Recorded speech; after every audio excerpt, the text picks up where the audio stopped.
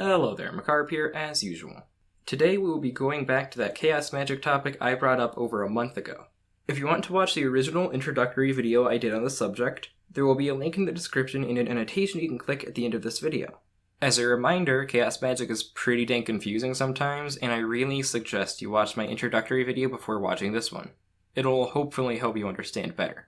With that being said, let's get along with the video. As you can hopefully guess by the title, we will be focusing on the neither-neither principle in this one. The idea of the neither-neither principle originates with Osman Spare, who is an occultist and psychologist. He wasn't a chaot per se, as chaos magic didn't exist with a name when he was alive, but his work was quite similar and has had a significant impact on chaos magic. According to one of Spare's models, consciousness is not one state, but a multitude of layers that are constantly active. The mind can only focus on one at a time, however, and thus we only experience one at a time.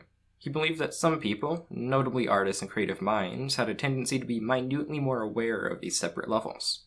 Example of these people, as Marcus Jungwirth stated in his 1999 essay Neither, Osman Spare and the Underworld, might include people such as H.P. Lovecraft and H.R. Geiger.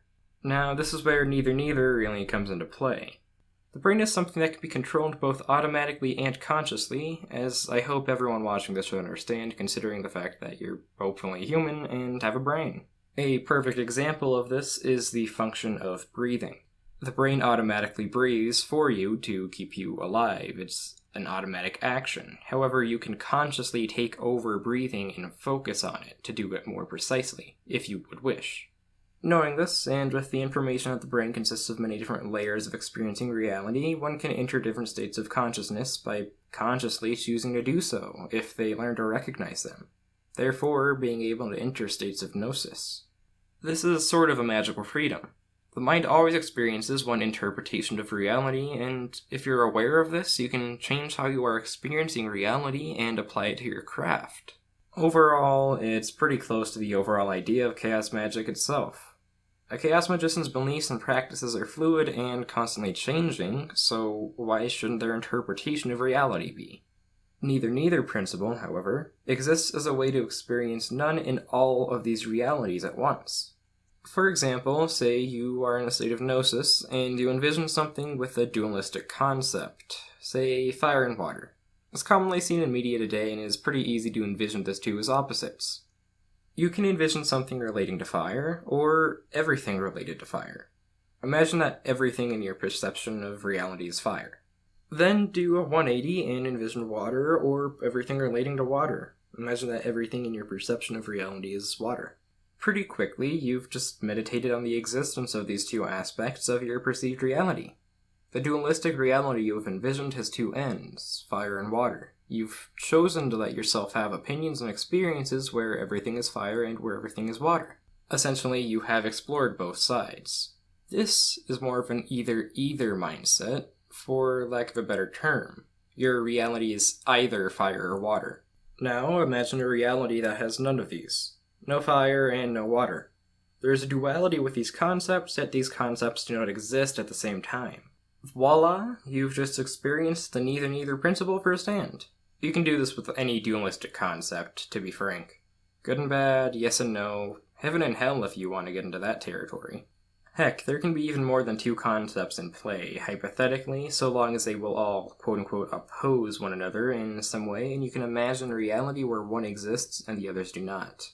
By using the neither principle in such a way, you can deepen your state of Gnosis by removing yourself further from the layers of consciousness mentioned by Spare and allowing your subconscious to work freely and uninhibited, a goal of many magic practitioners, particularly chaots. Without a reality to actually experience, your consciousness has no reason to actively work, no matter what level of experiencing reality it happens to be on. Therefore, the subconsciousness is not restrained by it. In many chaot philosophies, the weakening of the conscious and strengthening of the subconscious is instrumental while performing any form of magic. This is because the conscious mind quote-unquote blocks out the ability of the subconscious mind to alter its own reality. Of course, the neither principle's use in practice is sort of unconventional, even for chaots, and frankly, chaots may very well be the most unconventional magic practitioners out there. States of Gnosis that allow the subconscious mind to work while suppressing the conscious are easily attained in other ways. Frankly, meditative practices can achieve these states just fine through meditative Gnosis. However, using the neither-neither principle still remains an option. It doesn't exactly have any cons to its name, apart from being a little over the top for some people. It can get you into a deep state of meditative Gnosis, just like more common meditative practices. Overall, if you find that applying the neither-neither principle to your craft is effective for you, by all means apply it. It's really a matter of preference for most. I hope you learned something from this video. Thank you for watching. Wishing you a beautiful morning, evening, and night wherever you are. This has been Macabre. Till next time.